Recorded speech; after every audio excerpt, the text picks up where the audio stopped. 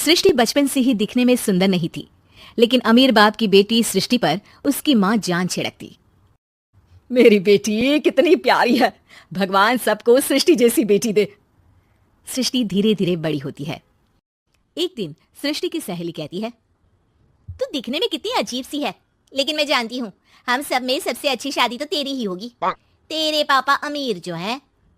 और बता नहीं सकते यार, दहेज तो हर कोई देता है, ये क्या ज्यादा ले जाएगी अपने पति के लिए? अरे बड़े शहर में कोठी है इसके पापा की।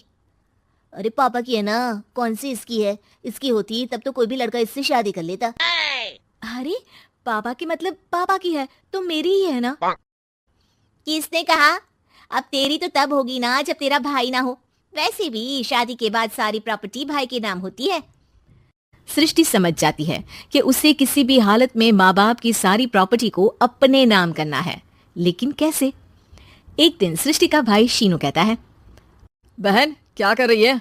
तुझसे एक बात करनी है। अरे हाँ हाँ करना, मैं तो तेरी बहन हूँ। बहन मेरी लाइफ में ना एक लड़की है, बहुत अच्छी है। मैं सोच रहा हूँ माँ और पापा से बात करूँ शादी के लिए। सृष्टि को समझ में आ जाता है कि भाई की शादी होते ही भाभी उसे एक दिन भी घर में बर्दाश्त नहीं करेगी।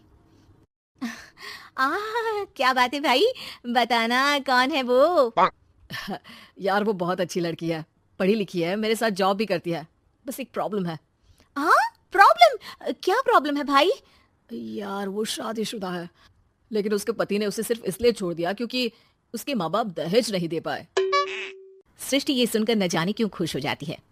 अरे भाई तो क्या हुआ, लड़की तुझे तो पसंद है ना? शीनू को लगता है कि बहन उसे समझ रही है। वो इस बात से अनजान होता है कि उसकी बहन की मंशा पूरा घर हड़पने की है। सृष्टि अपनी माँ से कहती है, मम्मी मुझे तो बहुत चिंता है, पता है शीनू क्या कर रहा है? अरे क्या कर रहा है, वो तो काम पर जाता है और वापस घर आता है। नहीं ना माँ, वो यही तो नहीं कर रहा, बाकी सब कर रहा है। आपको पता है उससे प्यार है, और वो भी एक शादीशुदा लड़की से। ये क्या हो गया? मैं सोसाइटी में क्या मुंह दिखाऊंगी? अरे तेरे पापा तो यही कहेंगे कि मैंने ही उसे बिगाड़ दिया है। माँ देखो, मेरी बात मानो, पापा पर भी विश्वास करने की जरूरत नहीं है। अब आप ही बताओ, पापा इतनी देर घर के बाहर रहते हैं क्यों, बोलो? अरे बेटा वो तो नौकरी करते हैं ना। तू बहुत भोली है माँ, पापा का ऑफिस तो 7 बजे खत्म हो जाता है, लेकिन देखो कितनी देर से आते हैं। अरे नहीं नहीं बेटा, ऐसी कोई बात नहीं है। सृष्टि माँ को एक औरत से बात करते पिता की फोटो दिखाती है। देखो माँ कैसे हैं पापा, मैं ना कहती थी कि पापा सही नहीं है। मैं तेरे पापा से बात करूंगी, दे फोटो मुझे। ओ माँ वो तो डिलीट हो गई। लेकिन चल, तूने तो देख लिया ना, पापा से बाद में बात कर लेना, और हाँ मेरा नाम बिल्कुल मत लेना। हाँ माँ। अब क्या था, सृष्टि के माँ और पिता के बीच झगड़ा होना शुरू हो जाता है। सृष्टि के मन में क्या चल रहा था कोई नहीं जानता था। एक दिन, माँ सृष्टि के लिए एक लड़का देखा है, वो लोग शाम को उसे देखने आने वाले हैं। और हाँ माँ, एक खुशखबरी, मैं और पापा मिलकर एक नया बिजनेस ट्राई कर रहे हैं। शाम को लड़का आता है, सांवले रंग का। सृष्टि को तो बिल्कुल भी पसंद नहीं आता। लड़की की माँ कहती है, लड़की का चेहरा तो कोई खास नहीं, लेकिन अगर मेरे बेटे को आप लोग सेटल कर दें तो मैं उसकी शादी आपकी बेटी से करवा दूं। सृष्टि को लड़का बिल्कुल पसंद नहीं था। उसे भाई पर गुस्सा आ जाता है। लड़के वालों के जाने के बाद कहती है, माँ देखा शीनू मेरे लिए कैसा लड़का लेकर आया, न दिखाने लायक न सुनने लायक, सेटल भी नहीं, वो भी हम करे। अरे माँ मैं जानती हूँ ये मेरी शादी किसी भी घर में क्यों करवाना चाहता है। अरे कैसी बात कर रही है बहन, तूने तो देखा ना, लड़के को मैंने ही मना कर दिया तुझसे शादी के लिए। जिसने लड़का बताया था उसने उसकी बहुत तारीफ की थी। बात आई गई हो जाती है, लेकिन सृष्टि का मन शांत नहीं होता। क्या करूं, कुछ समझ में नहीं आ रहा।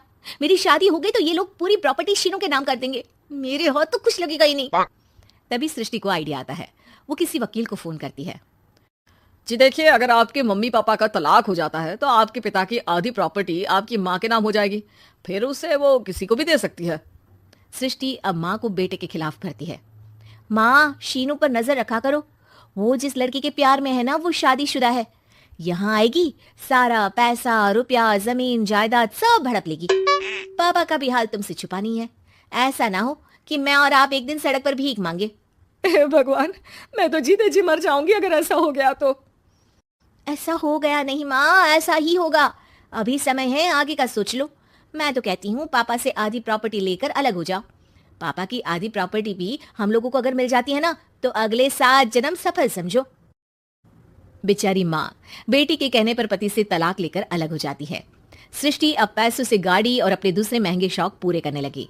उसके दोस्त भी उसके पैसे इस्तेमाल करते। सृष्टि, कल तुम कहाँ थी? मैं सारा दिन घर पर अकेली थी। तो मैं क्या करूं? मैंने ठेका तो नहीं लिया है ना तुम्हें संभालने का। माँ को सृष्टि से ये उम्मीद नहीं थी। वो बैठकर रोने लगती है। वहीं उसका पति यानी कि सृष्टि के पिता आ जाते हैं। मैं जानता था कि तुम्हारा यही हाल होगा, तो आपने मुझे रोका क्यों नहीं? मैं रोकता तो तुम रुकती क्या? सृष्टि के कहने पर तुमने मुझ पर अपने बेटे पर शक किया, लेकिन तुम ये भूल गई कि कैसे हम दोनों ने मिलकर जीवन में इतना सब खड़ा किया। माँ पति के गले लग जाती है। मुझे माफ कर दीजिए, मैंने आपकी कमाई का एक बड़ा हिस्सा गवा दिया। कोई बात नहीं, तुम साथ हो तो मैं ऐसी 7 प्रॉपर्टी खड़ी कर दूंगा। तभी वहां सृष्टि आ जाती है रोते हुए। माँ, मयंक ने मुझे छोड़ दिया। वो बोल रहा था जब तक मेरे पास पैसे थे तब तक ही वो मेरे साथ था। पापा, माँ, मुझे माफ कर दीजिए।